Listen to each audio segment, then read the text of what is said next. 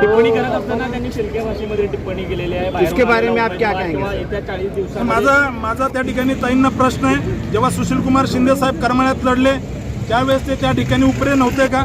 माझा त्या ठिकाणी ताईंना प्रश्न आहे, जेव्हा ते वेगवेगळ्या मतदारसंघात लढले त्यावेळेस ते उपरे नव्हते का? त्यांच्या त्या ठिकाणी परिवाराची जर हिस्ट्री पाहिली तर धाराशिवमधून परांडा तालुक्यातून या ठिकाणी आलेले आहे त्यांचे पूर्वज, आणि त्यानंतर इथं निवडणूक लढलेली आहे। माझ्या आईवडिलांनी तर इथं ऊस तोडलेला आहे, माझ्या आईवडिलांनी या ठिकाणी इथल्या मातीची सेवा केलेली आहे, माझं बालपण या मातीमध्ये गेलेलं आहे, त्यामुळे त्यांना नैतिक अधिकार नाही आहे हेच या ठिकाणी सांगतो। आमच्या महायुतीचे सर्व कार्यकर्ते, भारतीय जनता पार्टी, शिवसेना, रासप आणि सर्व घटक पक्ष, राष्ट्रवादी या सगळ्यांना मिळून या ठिकाणी ही निवडणूक या ठिकाणी त्यांचा नैतिक पराभव झालेला आहे। येत्या काळामध्ये सोलापूरकर निश्चित त्यांना ज्याप्रमाणे त्यांचा दोनदा पराभव झालेला आहे, तीनदा पराभव झालेला आहे, चौथा पराभव भारतीय जनता पार्टी या ठिकाणी निश्चित महायुती म्हणून त्यांचा करेल हा मी विश्वास व्यक्त करतो। तरुण आमदार आहात जिल्ह्यात, पार्टीच्या सोलापूर लोकसभेतील सर्व कार्यकर्त्यांचे खूप खूप धन्यवाद व्यक्त करतो। अतिशय भव्य दिव्य या ठिकाणी स्वागत केलंय आणि भारतीय जनता पार्टीचा एकंदरीतच पूर्ण लोकसभेमध्ये सगळ्या वाड्या वस्त्यावरती खेड्यापाड्यामध्ये हा आवाज जो आहे, हा इथलं जे स्वागत आहे हे या ठिकाणी सर्वसामान्य कार्यकर्त्याचं केलेलं स्वागत आहे, एका सामान्य परिवारातून आलेल्या कार्यकर्त्याचं स्वागत आहे। त्यामुळे मी पार्टीच्या देवतुल्य कार्यकर्त्याचं खूप खूप धन्यवाद व्यक्त करतो।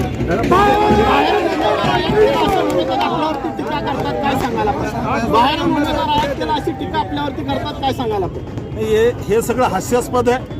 माझ्या आईवडिलांनी सिद्धेश्वर कारखान्यामध्ये ऊस तोडलेला आहे, माझ्या आईवडिलांनी दामाजी कारखान्यामध्ये ऊस तोडलेला आहे, माझ्या आईवडिलांनी विठ्ठल सहकारी साखर कारखान्यामध्ये ऊस तोडलेला आहे। त्यामुळे बाहेरचा आणि याचा काही संबंध नाही आहे। मी या जिल्ह्यातला आमदार आहे, भारतीय जनता पार्टीचा आमदार आहे। ज्यावेळेस माननीय सुशीलकुमार शिंदे साहेब करमाळ्यामध्ये जाऊन निवडणूक लढले त्यावेळेस त्या ठिकाणी बाहेरचे नव्हते, ते दक्षिणमध्ये जाऊन निवडणूक लढले त्यावेळेस ते बाहेरचे नव्हते। सुशीलकुमार शिंदे साहेब त्या ठिकाणी मध्यमधून निवडणूक लढले त्यावेळेस बाहेर नव्हते, उत्तरमधून लढले त्यावेळेस बाहेर नव्हते।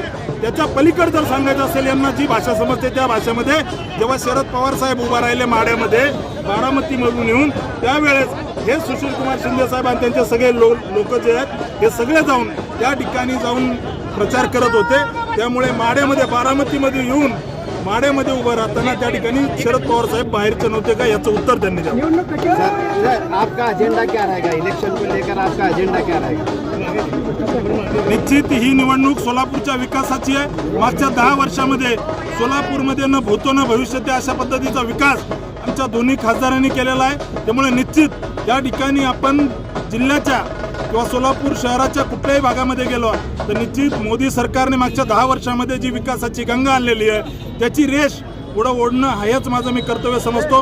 आणि पूर्ण लोकसभेच्या कानाकोपऱ्यामध्ये मी निश्चित या ठिकाणी सांगतो, जिल्ह्याचे सर्व प्रश्न सोडवण्यासाठी आम्ही सर्व मिळून सर्व या भागातील सर्व लोकप्रतिनिधी, आमदार या सगळ्यांच्या खांद्याला खांदा लावून त्या ठिकाणी या जिल्ह्यातील एक सामान्य परिवारातील एक ऊसतोड कामगाराच्या परिवारातून आलेला मुलगा म्हणून त्या ठिकाणी माझ्या आईवडिलांनी इथं ऊस तोडलेला आहे आणि मी निश्चित सोलापूरकरांची सेवा या ठिकाणी सालगडी म्हणून करेल हे मी या ठिकाणी आश्वस्त करतो। सर आप आने के बराबर निश्चित सर्व नेत्यांचे आशीर्वाद घ्यायला मी सर्वांच्या घरी जाणार आहे। या ठिकाणी सगळ्यांचे आशीर्वाद आहे, सर्वांशी बोलणं झालेलं आहे आणि मला विश्वास आहे मला त्या ठिकाणी त्यांच्या मुलाप्रमाणे ते सर्व ज्येष्ठ नेते प्रेम देतील आणि निश्चित त्यांच्या मार्गदर्शनामध्ये या लोकसभेमध्ये विकासाची गंगा आणू हा विश्वास व्यक्त करतो।